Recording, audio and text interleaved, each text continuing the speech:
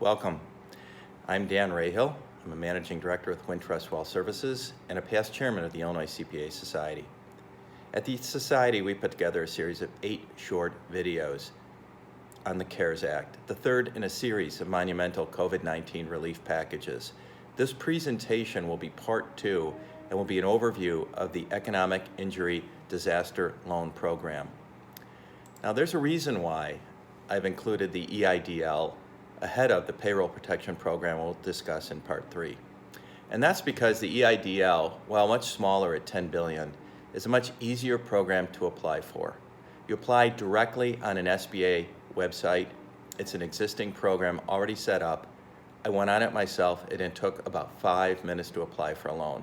So let's talk about the EIDL first, and in Module 3 we'll get into much more detail on the PPP, the Payroll Protection Program, which is much more complex and involved.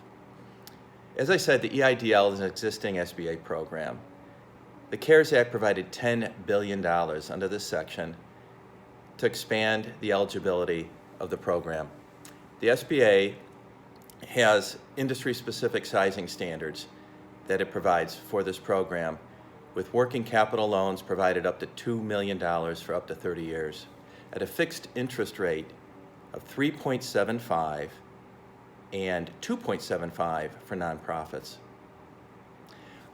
It's eligible in all 50 states, and U.S. territories are included, and eligibility is defined by the CARES Act through December 31st, 2020 as sole proprietors, independent contractors, eligible entities not greater than 500 employees based on SBA sizing standards, and cooperatives, ESOPs, small business concerns not greater than 500 employees.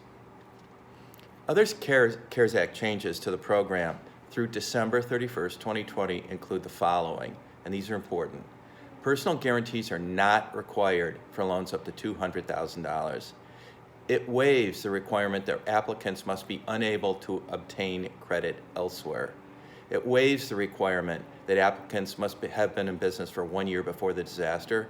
It must be in business on January 31st, 2020. They must be in business on January 31st, 2020. For small dollar loans, the SBA may approve applicants solely based on their credit score without providing a tax return. Emergency grants, and this is important. An applicant may request an advance of up to $10,000 from the SBA on the website. It was very easy to do. You checked the box.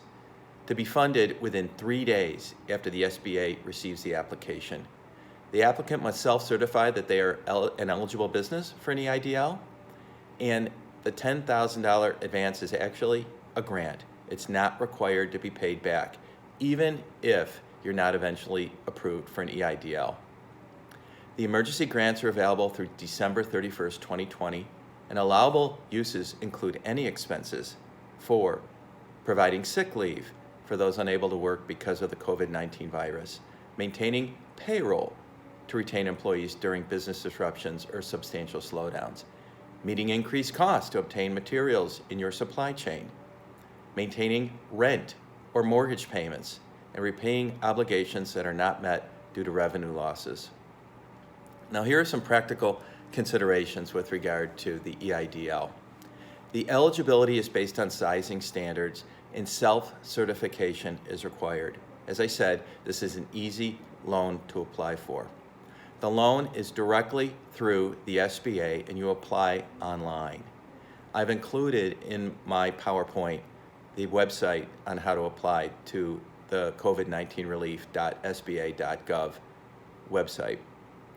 Borrowers are also eligible for the PPP, the Payroll Protection Program loan, which will be discussed in Module 3, but you cannot use the expenses or the proceeds that you receive for the same expenses as you use the PPP proceeds for.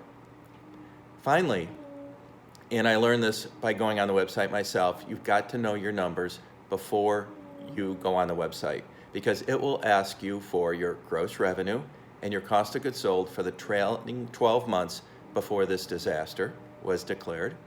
It will ask you for your lost rents, commercial and residential rental properties included, and it'll include ask you for compensation from other sources received during COVID-19, i.e., have you received insurance proceeds?